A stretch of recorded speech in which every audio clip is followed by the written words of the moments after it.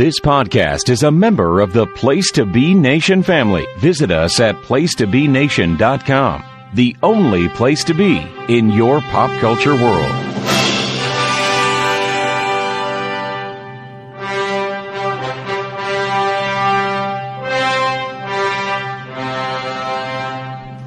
Place to Be Nation Comics proudly presents DC Post-Crisis Management, a monthly miniseries exploring DC Comics crisis events from 1986 through today. Universes will die, continuities will reboot, minds will be bent, and eyes will cross. The end is only the beginning, is the end, or some such nonsense.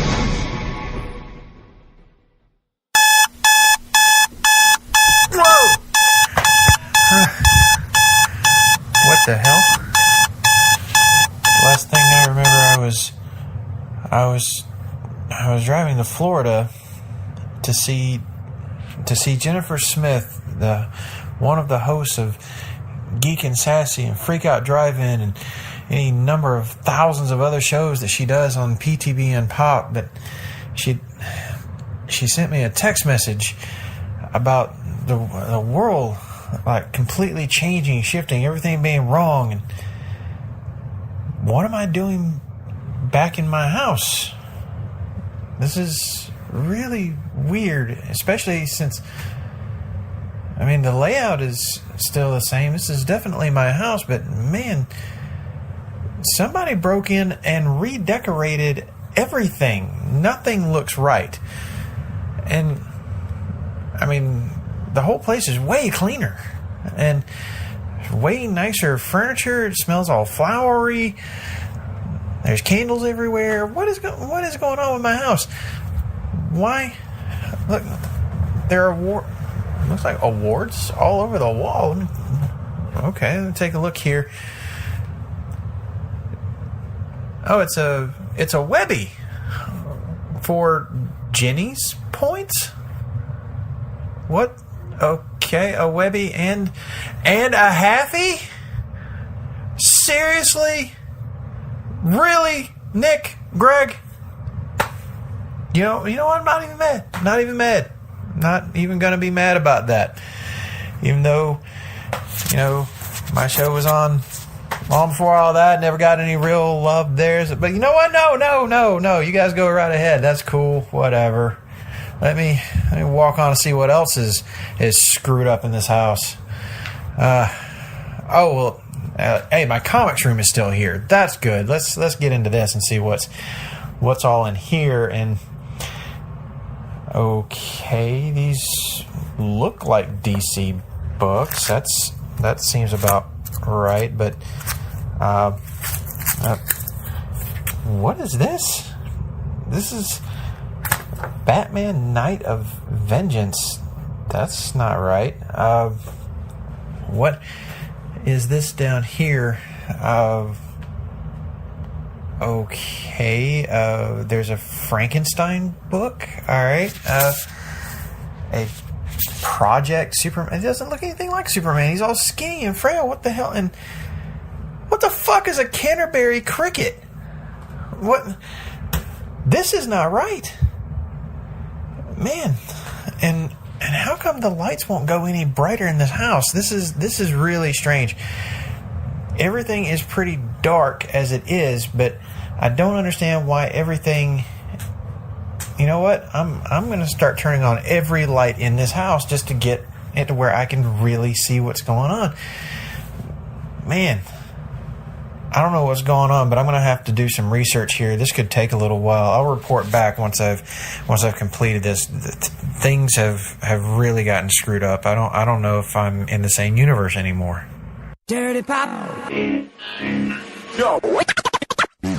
Sick and tired of hearing all these people talk about what's the deal with this pop life and when is it gonna fade out? The thing you got to realize, what we're doing is not a trend. We got the gift of melody. Libby, get your ass back in this house. I'm not chasing you around this goddamn yard anymore. Ugh, can't believe as soon as I get home, I come in the door and you just fucking run out like a crazed beast and I got your ass around the yard. What the fuck am I? God damn this fucking cat.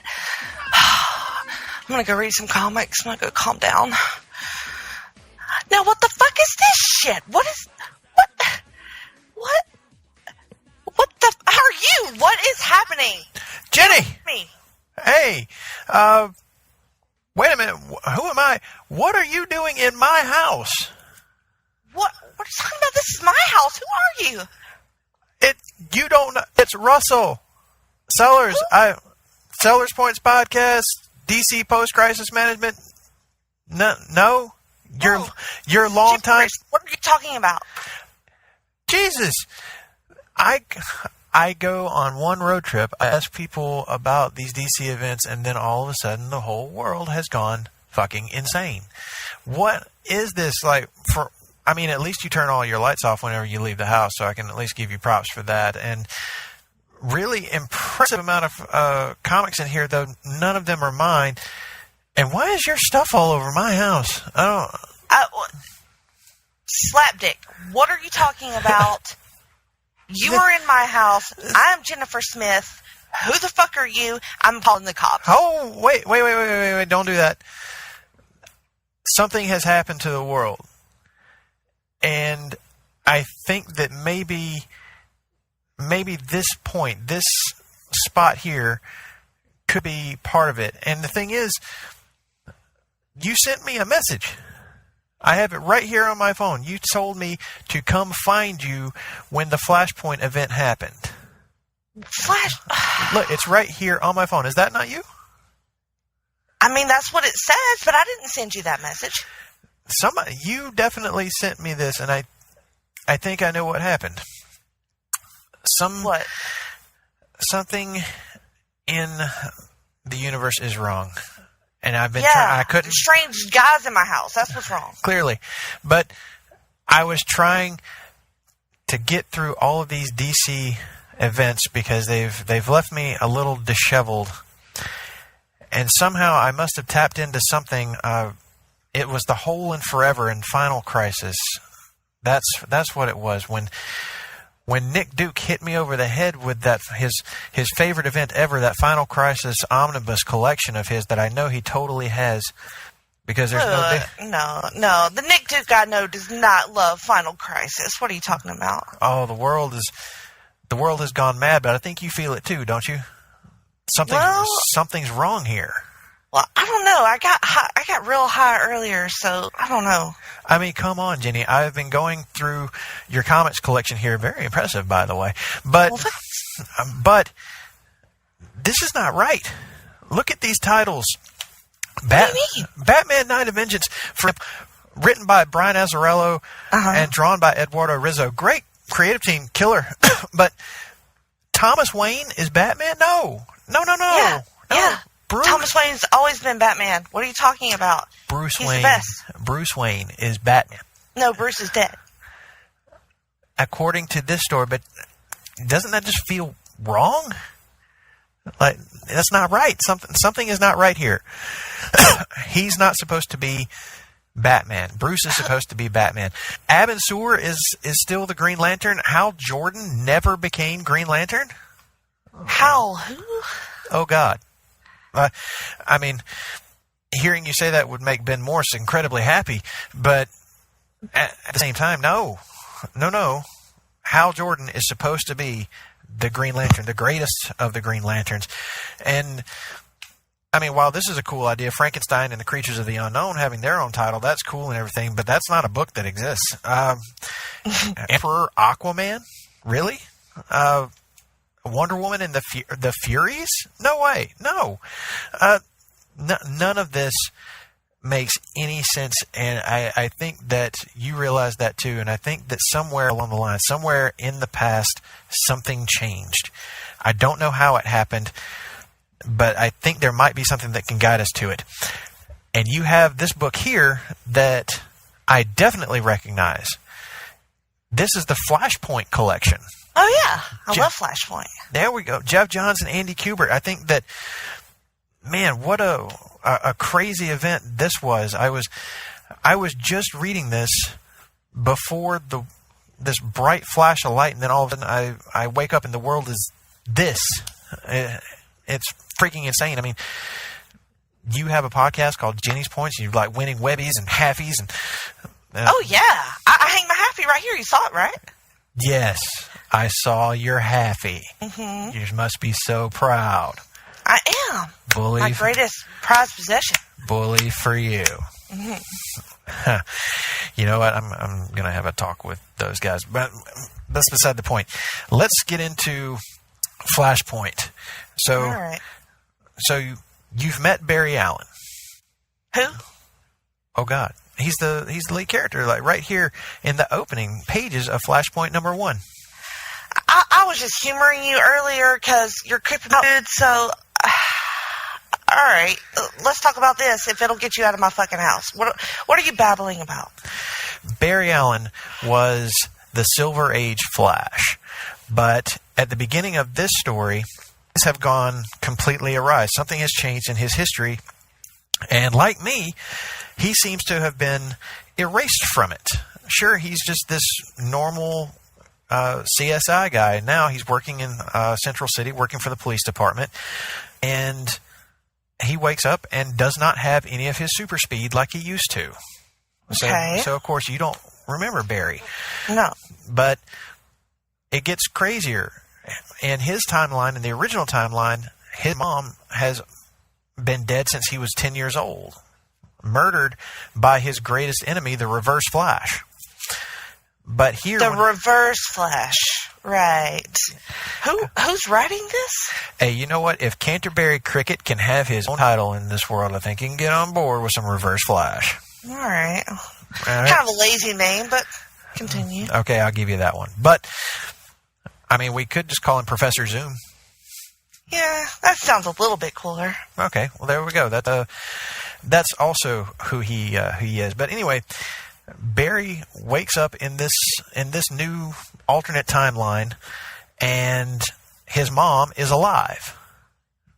His dad, but it's tripped him out because his mom's been dead since he was 10. So here she is, no memory of any of that, and suddenly Barry tries to access his speed powers and winds up falling face first down a flight of steps because he has none. But as this goes along, he's starting to find out the history of this world. And like all these comics here that you've got in front of me, we find out that, of course, Wonder Woman and Aquaman are at war with each other for some reason or another. Right, yeah, of course. That's wrong. Thomas Wayne is Batman. There are no Robins. There's never been a Robin. Mm-mm. Who? No. It's crazy, guys. In my house, and I'm high, and I don't know what is happening.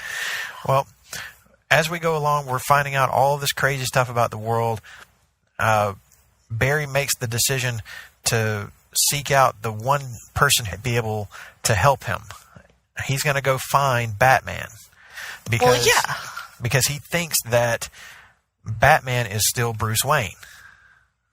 Thomas Wayne.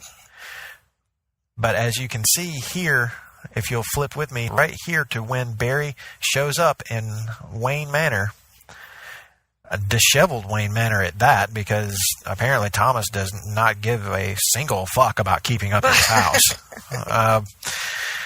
And it's pretty dark. Pretty much like the rest of this world that we're in. I mean, what I expect from a world with no Superman and no Flash. But he finds his way into the Batcave. Of course he does, because he remembers there. Mm-hmm. And he's confronted by Batman, who he calls right here, as you can see on the page, he calls him Bruce. Yeah, he does. And Thomas looks very surprised by this, because Barry has figured it out. He has figured out through powers of deduction that this is Thomas Wayne, not Bruce. But as we move on to the second issue of it, he's been able to convince Thomas that this world is wrong. He's been able to talk him into giving him a the benefit of the doubt, which is all I'm asking for here. So what we're going to do is we're going to flip to this page here where Barry puts himself into an electric chair and douses himself with all the same chemicals that turned him into the Flash in the first place. Jesus. He gets hit by a lightning bolt, and it burns him to a crisp. What? What? Okay. That looks cool, though. I mean, it's a beautiful sequence from Andy Oh, Kubert. beautiful. Gorgeous. Andy Kubert is just a beast of an artist. But amazing. Okay, so we're still dealing with the fact that the world is just falling apart here, and it doesn't seem to be getting any better. Like Cyborg is trying to put together. I mean, that's crazy. Cyborg is the biggest hero in America in this. Well, yeah. Jesus Christ, what is happening to this world? He's never even been in the Teen Titans, according to this. Well, he's like the trusted guy for the president, right? He's like top level, top flight security of the world. God, this is just I'm still trying to wrap my head around how all of this is happening. But anyway, we get to issue 3, and Barry is still pretty messed up from all of this, from all that being burned and everything. Thomas is implying his doctor techniques and has him all bandaged up. He looks like a freaking mummy. He looks like the Yeti. Well, at least this world has some things that are the same. You know the Yeti? I do know the Yeti. Yes. There we go. See, we're making progress. Things are coming together. All right.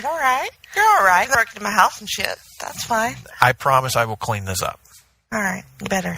If nothing else, I will make amends here. But I think this has got to be the moment where this has all got to click for you, I think.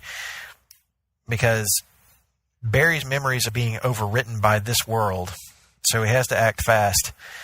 He gets back up on the roof because he's convinced Thomas that they need to try again. No. They're not going to electric by lightning again. Yes. He's going to go up there and they're going to give it another shot. And as he's going to the chair, gets hit by another bolt. Holy shit. Boom.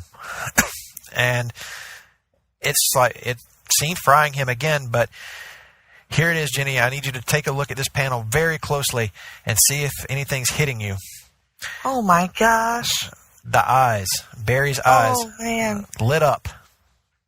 Oh, I know this guy. This is Barry Allen. Yes. Oh my gosh. The Flash. The Flash is back. I remember. Now we're here. Oh my God. Hi, Russell. Hi. Jenny. I remember. Yeah. What the hell? What is happening in this world right now? I mean, it's insane. I don't know. Kudos on your decorating taste. You've made my house look very nice. Well, my house, but you're welcome. Okay, you're not fully back yet, but we're making progress. We're making progress through Flashpoint. Oh my God, how badass is Barry Allen? He just got struck by lightning twice. Superhero. It's amazing. This was really the moment that Barry Allen really clicked for me as a superhero. Like, he was brought back in Nick Duke's favorite event of all time, Final Crisis. No. But it wasn't quite done that well. In fact, it felt kind of ham-fisted, like it was just kind of forced in there. Because let's be honest, Grant Morrison's not that good at this. And then we get Flash Rebirth from Jeff Johns, and that was pretty good. Definitely a fun story, but still not putting Barry over in the same way that Wally was for me. But I think it was in this moment whenever I see Barry for the hero he is, like powerless and still like desperately trying to get back to a place where he can really help people, even if it's going to cost him his own life. So that for me is like just the depth of a hero moment. For sure. And then you have Thomas Wayne like sort of shepherding him and just sort of going along with it, which I think is interesting. Yeah. And, like, given how damaged he is. He's a really interesting character. As I've been reading this, as we've been going through it, and of course I read that Night of Vengeance tie-in while I wait on you to get here. This story's messed up. Yeah? Like, his whole background is just so incredibly sad.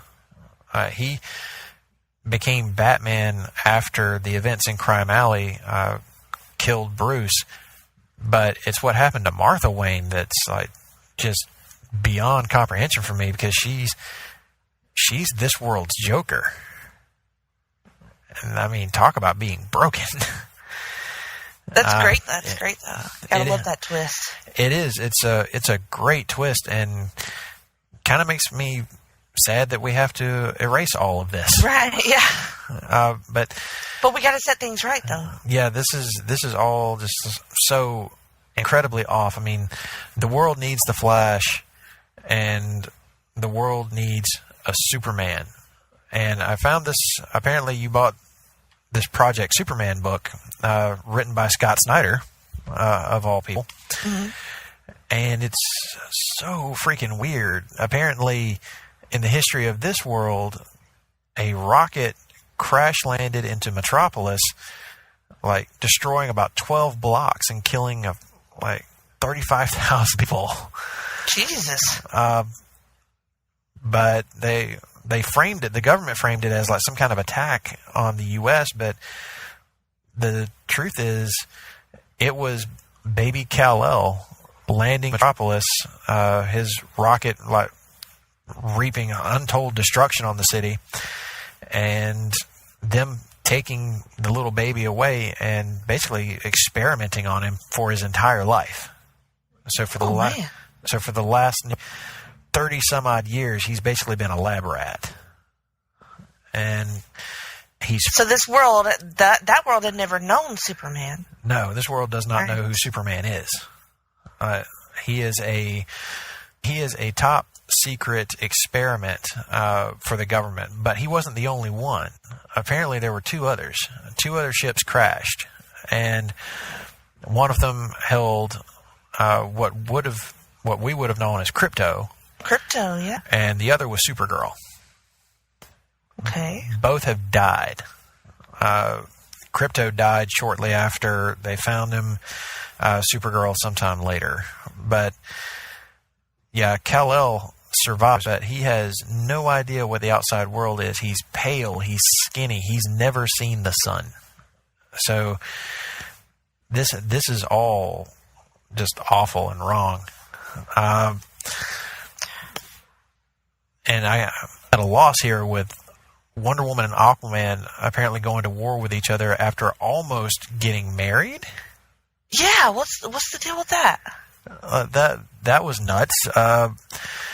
Apparently there was going to be a marriage between Wonder Woman and Aquaman. It was going to unite the kingdoms of Themyscira and Atlantis, something that hadn't happened for like centuries.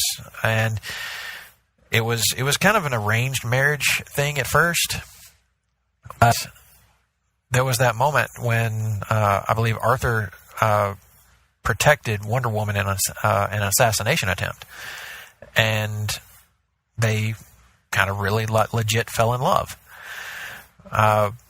Unfortunately, it looks like Aquaman's actual true love, Mera, was set up to look like an assassin who was trying to take out Wonder Woman.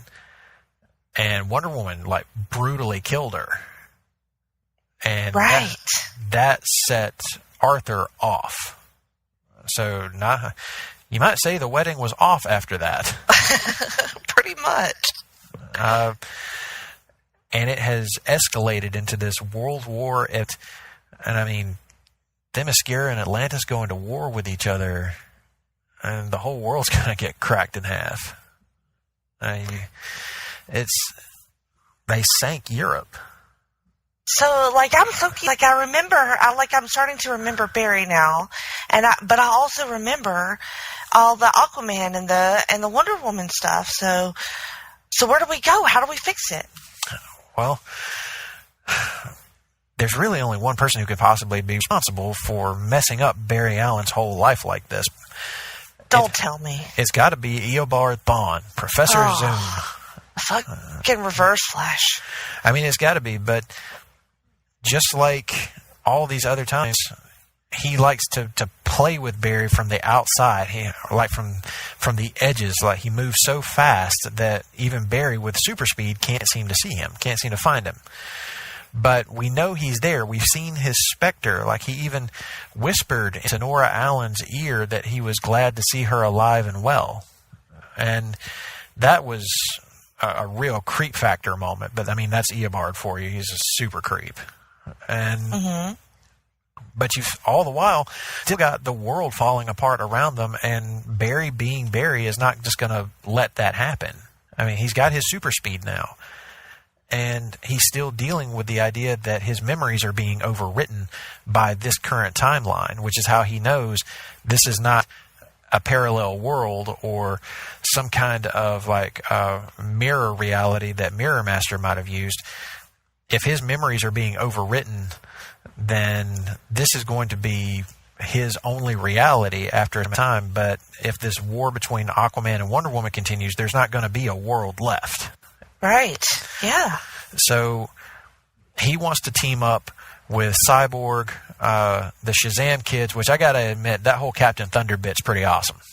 I saw that earlier, and I don't know really that much about Shazam, but yeah, it looks awesome. Yeah, I really do like the character of Shazam whenever he's done well. And of course, I remember him as Captain Marvel. Of course, we just call him Shazam in the modern age, but thanks Marvel Comics for that. And so the kids just pretty much call him Captain Thunder just as their sort of pet name? Kind of. This is a really interesting way of all this coming together, because I'm used to there being a Shazam family of these kids, but they would each have their own costume. They would each like be their own superhero. In this story, they combine into one being called Captain Thunder, who has apparently gone toe-to-toe with Wonder Woman and had his face all cut up. I mean, Billy Batson is still the leader of all this, kind of the crux point, I guess, for all of them to combine into being this one superhero. And I mean, he looks like the classic Shazam that I've always known, just a bit angrier and more badass.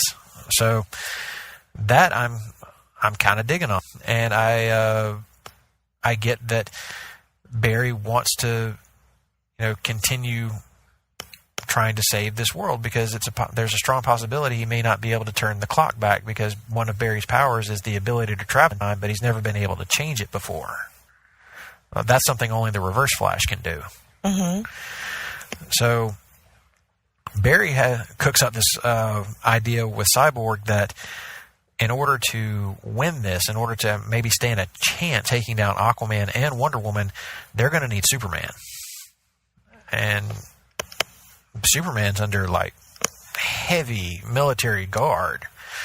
But like you were pointing out earlier, Cyborg is like the hero for the U.S. government.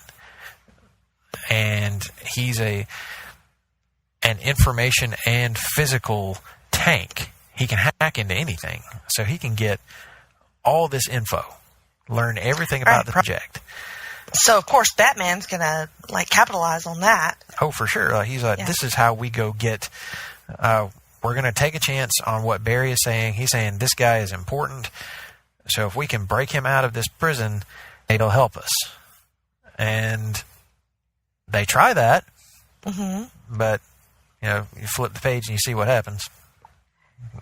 Yeah, Superman takes off. Yeah, they get him outside, but as soon as... Yeah, he sees the sunlight. He gets his first taste of sunlight, sees these specialized guards coming after them, and decides, screw it. Fuck this, I'm out. He's like, you guys have fun dealing with that, I'm gone. Well, that's not very Supermanish, is it? I will admit that was not what I hoped would happen. Mm-hmm. But his heat vision kicked in real fast. Yeah, it did. But, considering the way that he's grown up on this earth and being taken basically hostage by the government, you can't really blame him for one taste of freedom and then getting the shit out of there. No, I can't. I can't say that I wouldn't have wanted to do the exact same thing. Like, no, this is not good. But, especially when you look the way he looks in this comic book. I mean, it's pretty emaciated and pale, and my vague memories of another Superman, it doesn't look the same. So you would think that once he starts feeling that power, that he would just want to go on. Yeah, Barry was taking a real chance here because, you raise a good point. What would this Superman be like? But Barry also brings up that no matter where Kal-El is raised, no matter what circumstances are, deep down, he's still a good person.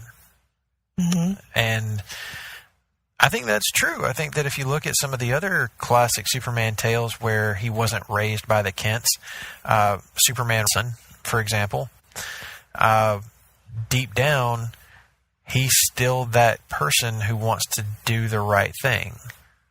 And he still will ultimately, hopefully, make that decision. And as we go forward into the penultimate issue, in issue 4, we see that the world has decided that it's going to go to war. The U.S. government had told Cyborg last issue that they had given him time to try and put a group of superhumans together, as in there is no Justice League in this world, but Cyborg was trying to make one, I guess. And he just couldn't do it. He couldn't get people on board because these superhumans don't trust each other. Mm-hmm. And it kind of seems like in this world, you know more about this than I do. You have a long history with it, but they don't seem to like each other at all. And they certainly aren't going to work together. Mm-mm. And that seems to be the direction that they're headed. So, good effort on Cyborg's part. I really like how he's written here. He seems like the real stand out kind of leader and character that we'd always hoped he would be in DC. So, unfortunate happening there that he didn't get a chance to really be that leader that we'd hoped he would be. But it doesn't seem to be stopping him. Real quick before we keep going, I've seen this character pop up as we've been going along, and tell me a little bit more about Element Woman. I'm glad you mentioned that because I just flipped to this page where she's on. This was my first exposure to her. I'm not sure that she really existed before this, but she has a very similar power set to a character named Metamorpho that Barry thinks she is when she appears here in this sequence to save them, to save Cyborg, Batman, and the Flash from all these guards that were protecting or imprisoning Superman. She's a bit nuts, as in I found her, what I've seen of her, I've sort of been identifying her as we've been going along because she seems very sincere and enthusiastic and very eager to join a team. She's very happy to be included with things, and I find that very endearing. Yeah, she is. She's never really invited to join things. Right. And it seems that the reason for that, she is, as Batman puts it, as crazy as everybody in Arkham. Bless her heart. To me, though, I'm like you. I think I find her a little endearing. I find her charming in a incredibly socially awkward way. Yeah. But she gets some funny lines, and right here she knocks out all these guards by transmuting herself into a gaseous form that just renders them unconscious.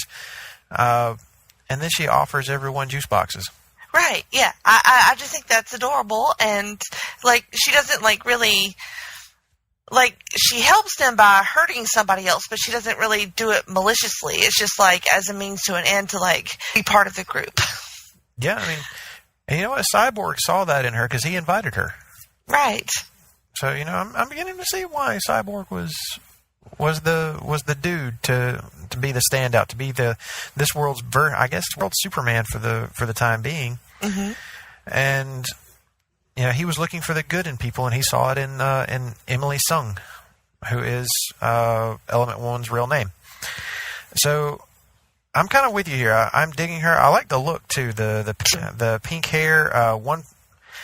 One leg appears to be pink and flesh-like. The other is a tree. Tree? Yeah. I noticed that and was very confused. But maybe that was just like in her metamorphosis like state. She's like a combination of poison ivy and metamorpho. With I would say maybe a little bit of Swamp Thing in there too. Like there's all sorts of weirdness happening here, but you know what? As crazy and just wrong as this world feels, it did produce at least one really entertaining and fun thing here that I'm kind of hoping sticks around. I hope so too. It would be nice. But as we continue on here, we see that Barry's memories are like being overwritten at a higher rate now. And I know how he feels. Yes, everything's changing. Mm-hmm. But all your memories of the original world are coming back while Barry seem to be disappearing. Right.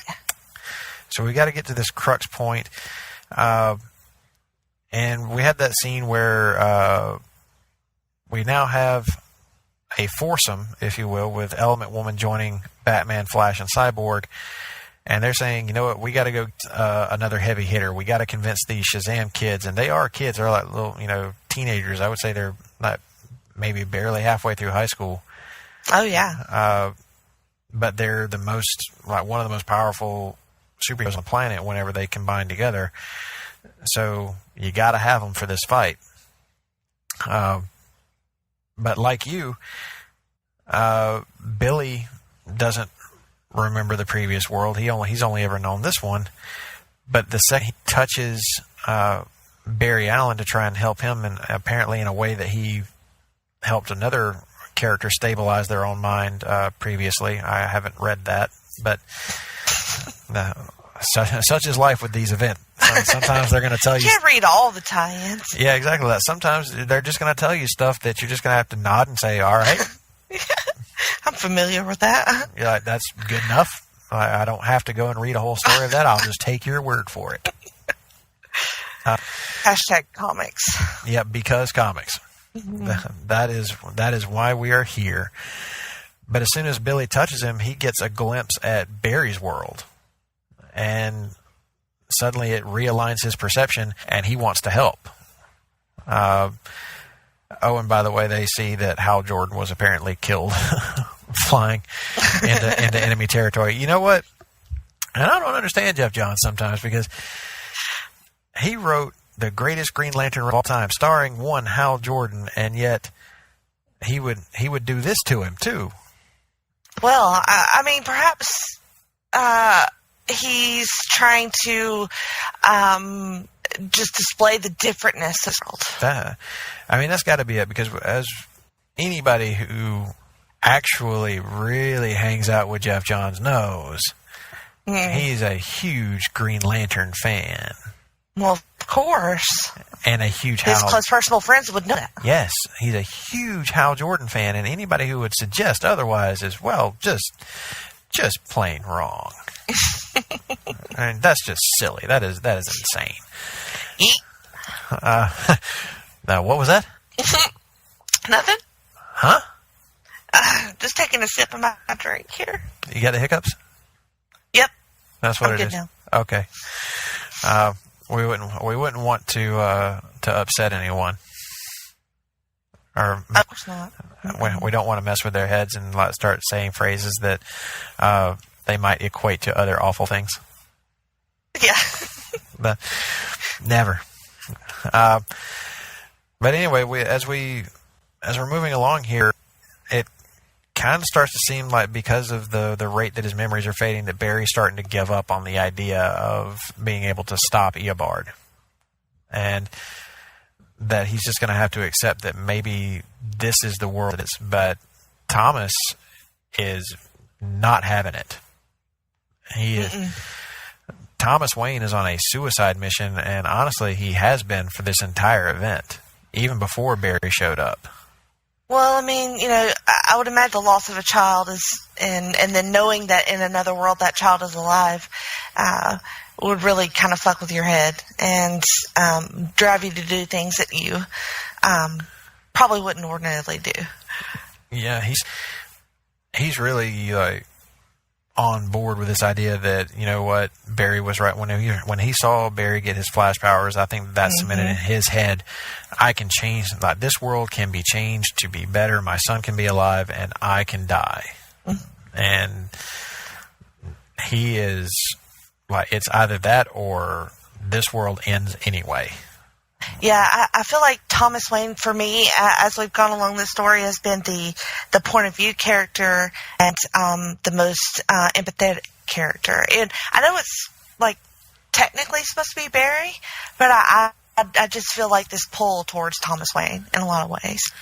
He's definitely becoming more dad-like as we go on. He's that father who had no hope whatsoever. And now he sees his opportunity to protect his kid in a way that he failed to do all those years ago. So it's like, he'll be damned if somebody's just going to take that second chance from him. And he's he has found a reason to live, but he's found an even better reason to die. And that's what's so, I think, incredible about the whole exercise, is that he is both of these things at once. And he's also just this, oddly enough, despite being so dark, brooding, and having never worked with any of these heroes before, they all kind of make it sound like if he's not on board with helping Cyborg, if he's not going to get in on this fight, then nobody else sees any reason to. And that's fair, I think. Cyborg called it right, that he's the master tactician. So if you're going to have somebody helping you, it needs to be him. It does. It's always Batman, because Batman always wins. He's the best. But from there, they convinced the Shazam kids to get on board, and now we're in the thick of the fight. And, all right. And what a battle scene it is. Andy Kubert really turned it on for this. Amazing. This art is just absolutely freaking gorgeous. Draws a hell of a battle sequence with all these superheroes finally clashing with one another. Getting into the middle of it between Aquaman and Wonder Woman. Only, of course, to have a twist there that apparently one of the sometimes villains, sometimes heroes, the Enchantress, flipping the script, and turns out she's been working for Wonder Woman this whole time as a spy amongst the superheroes, flips on them in the middle of the battle and uses a spell to separate the Shazam kids. And murders Billy, right? Yeah, Wonder Woman sees that the kids are separated. She's shocked that, their leader is just this young boy, but it doesn't stop her from stabbing him in the back and killing him right there on the field, thus basically killing Captain Thunder. Jeez, Wonder Woman's sad. This is a brutal, version of Wonder Woman that I am not used to. She is like you said, savage, take no prisoners. She murdered a child. Yeah, she just killed a kid with no thoughts to any of this. And I got to tell you, all of this looks incredibly hopeless. And then we flip the page, and look who finally decided to show himself. Oh, about fucking time. There he is in all his yellow and red goodness. And I don't mean Hulk Hogan. Brother. Nope. Reverse Flash is here to run wild on all of us. And please tell me he stops to do a monologue about all of his intentions to Barry Allen in the middle of this huge fight. how did you know? Oh, because he's a villain. Yes, that's exactly what he does. But this is where things really twist on us, Jenny. Oh, no. Eobard didn't do any of this. What? None of it. Eobard is an observer in all of this. Like he was as surprised as anyone whenever the world changed. But as it turns out, the real culprit here was Barry Allen himself. What? Barry, whenever he came back, he discovered who was really responsible for his mother's death, which is a mystery he's been trying to solve like his whole life. Mm-hmm. And as it turns out, it was Eobard Thawne traveling back to the 25th century to murder Barry's mom because he felt like that's what needed to happen in order to set Barry on the path to being the Flash. Right. So he wouldn't become the Reverse Flash unless there was already a Flash. Precisely. He Gotcha. needed the Speed Force to exist, and without Barry Allen, it doesn't. Doesn't. Right. So he could never kill Barry. Yeah, he can't kill him. He can only mess with him. Mess with him. Right, mess with his life. He always had to leave him alive. And Barry, upon discovering this, like it stews in him, like it really eats at him for like a year. And then on his mom's birthday, he gets it in his head that he's going to use the cosmic treadmill to sunk in time and somehow prevent this murder. Somehow prevent his mom from being killed by Eobard Thawne. Okay. He gets there, and he takes all of the Speed Force into himself, rendering Eobard powerless. Okay. It prevents his mom from being killed, and it pulls Eobard out of the timeline. It pulls him into the Speed Force itself. But by doing so... But by doing this... Barry changes his own path. Not only that, but as Eobard even puts it, he says, you were a bullet through the windshield of time. Like, you fractured everything and set everyone on vastly different paths as a result of this. So Barry caused all of this. This is all Barry Allen's fault. And the Reverse Flash exists outside of time now. He no longer needs Barry to create the Speed Force in order for him to exist, because... he even says he tried. He's a paradox. Exactly. He lives as a paradox. Exactly. He tried going to his timeline, but it doesn't exist anymore. So now, amazing. So now this all turns out to be Barry's fault, and Eobard is finally here to say, "There's nothing you can do. I can hurt you all day, but you can't kill me. You cannot harm me. I am finally free of it." And I could smother you in the womb or kill you right here. But this is the weakness of Eobard Thawne. Mm-hmm. His ego. Yes. He has to lord this over Barry. And why does every villain do this? Because they're dumb, and that's part of their ego, and their when they're trying to get their final comeuppance on the hero, they just can't resist it. It's Red Skull levels of dumb. Yeah, it's real dumb. Like, you've got Barry. You've got him dead to rights. You could end him. You could have ended him at the beginning of this, and it would have been like, so who's up for cheeseburgers? But it's not as sweet unless you explain to him why you're going to do this to him and how you've done this to him. Then you can do it to him. Unless somebody thwarts you. And, shoves a sword through your back, because in a war... don't stand still. Don't. Why? Just gonna sit there and monologue and let somebody stab you through the fucking chest. And guess who that person is? Fucking Thomas Wayne. That's right. Batman takes out the Reverse Flash. And as Beautiful. Wow. So nice. What a panel that is, too. God, it's gorgeous. It's that Thomas Wayne, best Batman moment. Mm-hmm. Of course we love that. How could you not? Yeah, it's just... especially after that long-ass monologue from Thawne, where you're like, somebody kill this guy already. I don't care who, somebody take him out. and Batman has heard enough of his shit, and thus he died. Thus he as dead. He is deed. Deed is deed. And of course, now we have all the random tie-in stuff from the tie-in comics coming in. So you've got the Resistance showing up, battling Enchantress. Cyborg is trying to protect the remaining Shazam kids along with Element Woman. So she's being a real hero here. She's putting herself between them and the danger. She's great. But then we get one of my favorite moments in the whole series,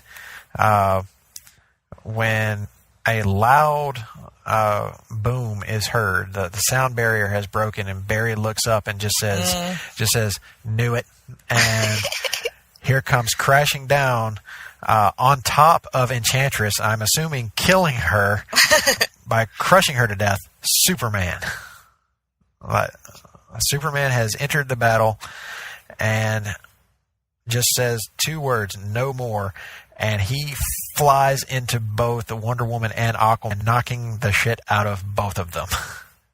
I love the way that's done, too, because it's like you had known about Superman, you read about him 2 issues ago, and then you kind of forgot he was still out there, and then boom, huge hero moment. So beautifully done. Yeah, it was that moment I've been waiting for this whole time, for Superman to just show up and just wreck shop. Right. And he does it wonderfully. But it wouldn't be an event if we didn't ramp up some tension here, though, because Barry's running out of memories here. The overriding continues, and he's starting to forget why he was here in the first place. Mm-hmm. But Thomas is reaching out to him and trying to remind him, telling him, "Don't forget my son. You can save him." And in his final moments, Thomas hands Barry a letter that he wrote to Bruce that he had every intention of Barry delivering to him. Mm-hmm. Barry reads it fast, and it's like he remembers what he was supposed to do. And he remembers this just as a end of the world weapon that Atlantis had built to take out the Amazons goes off and is literally cracking the planet in half. The world is about to end. So I love the artwork here too. Isn't it beautiful? The rendering of how the world is now cracking in half right here. All this blue light is just reaching into the sky, and this is Barry's last chance. If he's going to save everybody, if he's going to stop all of this from happening, he's got to do it now. And his first attempt, though, and this is the mark of a good John book, and this is why I love him as a writer so much. He gets this just heartbreaking but heartfelt moment when Barry starts his run, and he has to focus on his person, or his lightning rod, if you will, to get him to where he's going when he's running that fast. But instead of going into the time stream at first, he runs to his mom's house in this world. And of course, she's kind of freaked out. She has never seen her son in a superhero outfit before. She doesn't know what's going on. But he explains everything to her, sits her down and tells her all this stuff. And of course, it's kind of hard for her to take, but man, this moment whenever Barry tells her that, millions of people died because he went back in time and saved her. I mean, it's a lot to take in. It is. But then she tells him that she has to that he has to let her go, that this has to happen, and that he shouldn't worry about her because she's going to be with his dad now. And that's rough. Poor Barry. Yeah, he's really getting hit hard here from all sides, but it's in this moments that we're seeing him running so fast without the aid of the cosmic treadmill, by the way, pushing himself back into the time stream. And he finds himself running on the cosmic treadmill at that moment where he's going back in time. Right, so he's totally looped himself at this point. And now he's trying to stop himself from going back in time. And he's getting on the cosmic treadmill. He is stopping his old self, but something really weird happens here. There's a giant explosion moment, but now both of us are seeing the same thing. I hope you're seeing this.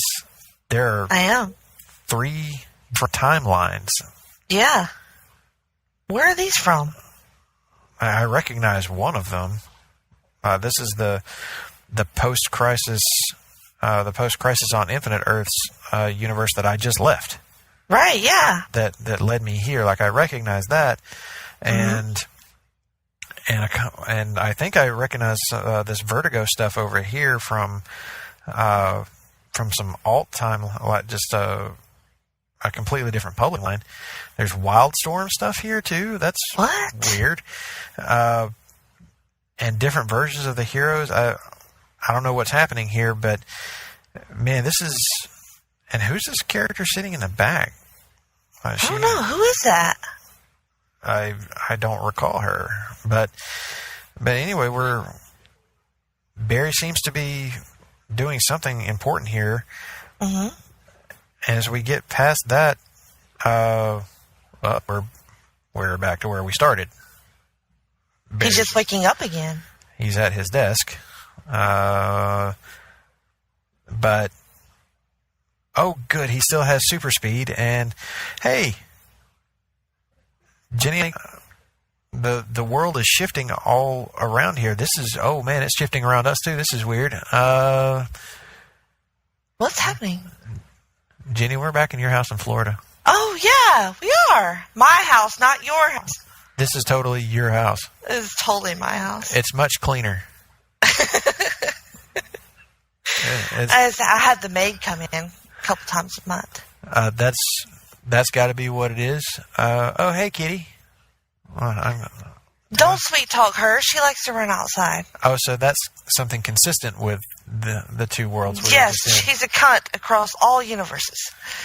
Well, unfortunately, all of your accolades and awards have disappeared. Aw, damn it. I really like that Happy Award. Wait a minute. There's a Happy over there for... Oh, that's for Talkin' Pop. Oh, well, hey, I'll take it. Okay, that I can get behind. I can totally accept that because Talkin' Pop is a great show. Right, sure is. You and Tim are great. Yeah, we are. Oh, good. You're everything seems to be roughly back to normal here. Yeah, it looks good. But what about Barry? Barry's run to the Batcave. There's Bruce. Bruce is in full. Bruce. Oh, he's getting a letter. Barry is. I'm going to cry. Barry's telling him everything that happened, and he gave him the letter. Of course, he sees that it's from his dad, and even, oh man, Batman has trouble keeping his footing. Well, this is making him dizzy. Yeah. Oh my God, that sequence of panels is amazing. Amazing. And then whenever he gets to the end of the letter, love always your father, Thomas. And Bruce is just waterworks. I've never seen. It's amazing. I've never seen Batman cry, and you're a hell of a messenger. That's what he says. What a way to end a story. I mean, honestly, that started off in a way that could have gone very wrong. Mm-hmm. The world has been restored. Every light in your house is on. Hell yeah. What is wrong with you people? What am I doing? Hey, it's Florida. There's cheap energy down here. Is that what it is? Okay, man. I got a whole field of solar panels across the street. Well, maybe North Florida is doing at least one thing right. Okay. I will concede that everything seems to be back to normal. What a weird happening that was. That was fucking weird. Are we the only ones that remember? Us and Barry, I guess. Yeah, I think that's going to be it. But I think as time goes on, our memories will probably just fade away. Fade out. Like we don't even remember any of that happening. But I I think I figured out as we were going along what happened, like what threw us into this weird paradoxical world. That hole in forever, like, gave me an opportunity to try and fix all of these power issues that all these guys have had before. Like, Ben talked me out of punching a hole in the Hoover Dam, but I had to go back and figure out some way of fixing things. And in my desperation, I turned off everybody's power at the wrong time. Oh. My memories of this are coming back to me now. Yes, that's exactly what I did. I plunged our worlds into darkness, and that's why DC turned out the way it did. Of course it's your and Ben's fault. That makes total sense to me. I'll let you run with that one. I'm just going to let you have that one. But Jenny, you helped me fix the world. Yay! We're heroes now. Yes, we put the world back the way it's supposed to be, all through the exploration of the 2011 DC Comics event Flashpoint. And what great writing that book had on it. Beautiful. Love it. Was this your first time actually reading the book? I think so, although I feel like now I have like memories of like reading it before. I don't know. My brain is all scrambled, and there was an animated movie adaptation. Did you see that? I feel like I did see that. I thought that was a pretty good adaptation of the book. Right. From what I remember, it was. Yeah, that was some good stuff. Pretty well cast. And it was the animated movie that kicked off a whole new animated universe for DC. And given the end of Flashpoint here, I feel like the future's pretty bright for DC Comics. I think so too.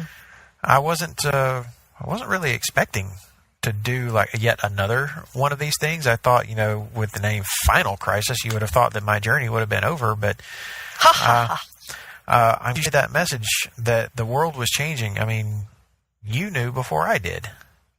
Yeah, and I didn't even know that I knew. So the world is weird. It's weird, man. What do we do? Well, comics. It's what we do. But, since we've gotten through this event and we seem to have set the world right again, I guess I should be on my way, and maybe this will be it. Maybe from here on out, DC Comics is going to be that hope-filled, like, just beacon of the comics world that everybody wants it to be. Everything has been put back exactly the way it was. I'm so relieved I'm not even going to press charges on you for breaking into my house. Oh, well, good news is when the world changed back over, turns out I didn't break in at all. What? You invited me here. Oh, yeah, that's right. Remember the message?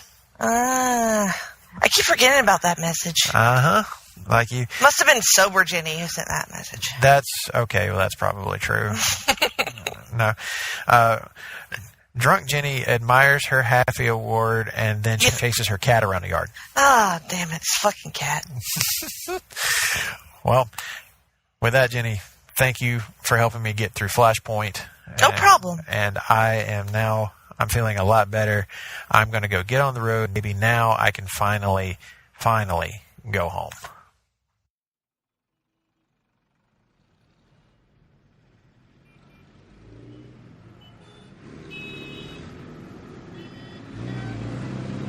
All right, I'm back in the car. Time to get back out on the road and maybe head home. But you know what? First, I think I'll check up and see how the DCU is doing post-Flashpoint. Let's pull up some articles here and see what.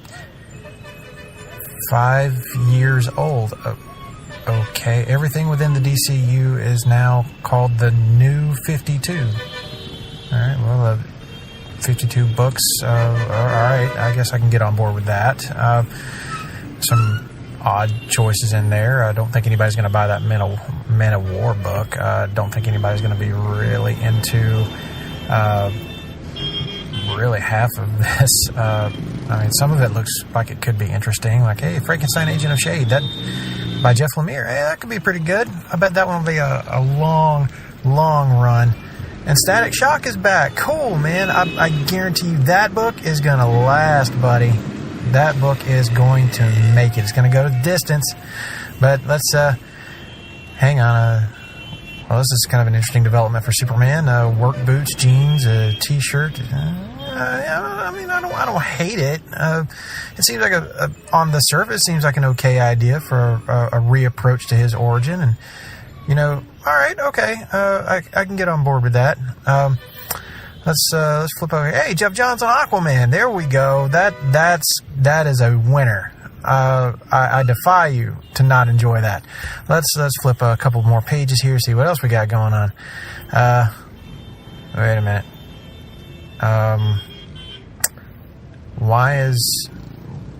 Why are the members of the Justice League looking a little more armored up? That's not necessary. What the hell, Flash? Your costume is like 1 million pieces.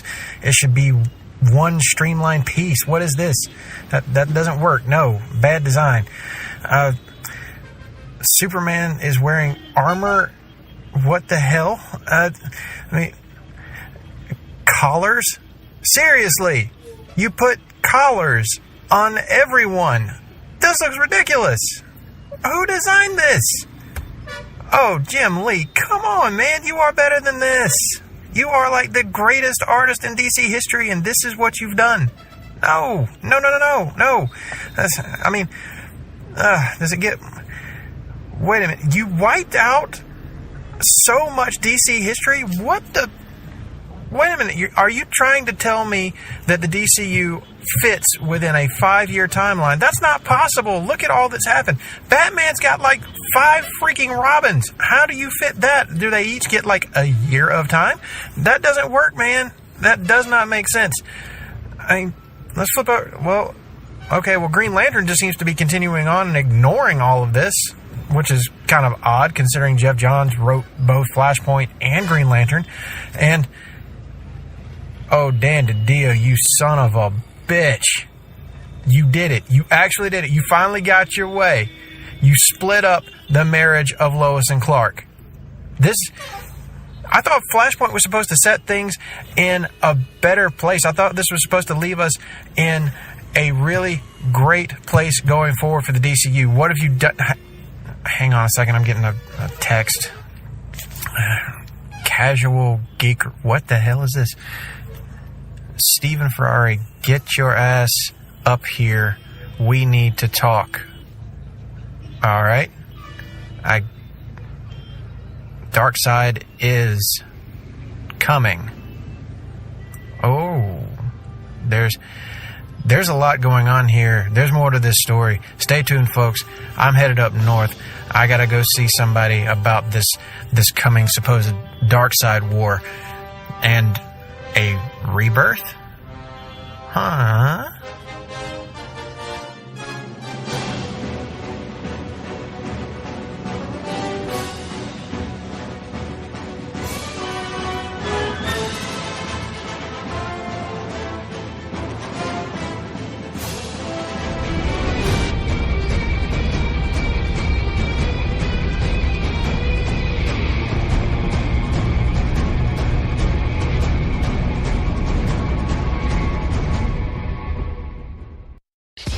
Promotional consideration paid for by the following. Place to Be Nations, JT Rosero and Chad Campbell here. We want to let you know that we have over 24 podcasts available on iTunes, Stitcher, Google Play, and PlaceToBeNation.com. We now offer them to you on 2 great feeds. On the Place to Be Nation Wrestling feed, we dive into topics running the gamut from today's WWE to the glory days of yesteryear and the ins and outs of the territory days. In addition to our full-length shows, we also deliver to you special pod blasts on topics old and new. The Place to Be Nation Pop feed is a veritable treasure trove of great content, offering tremendous shows covering the land of movies, television, life, comics, and sports, brought to you by the most knowledgeable and insightful folks in the podcast world. You can find all these great shows, plus archives of our past podcasts from over the past 8 years as well by subscribing to both feeds on iTunes. And while you're there, be sure to rate and leave feedback as well. All of these shows, plus others, available on PlaceToBeNation.com, where we cover pro wrestling, sports, movies, comics, plus in-depth search projects, and much more. Be sure to support our site by using www.PlaceToBeNation.com/Amazon when doing your online shopping. We want to thank our friends at Boneheads, Wingbar, ProWrestlingOnly.com, and TheHistoryOfWrestling.com as well. Be sure to follow us on Facebook, Twitter, Instagram, and Tumblr. PlaceToBeNation.com, the only place to be in your pop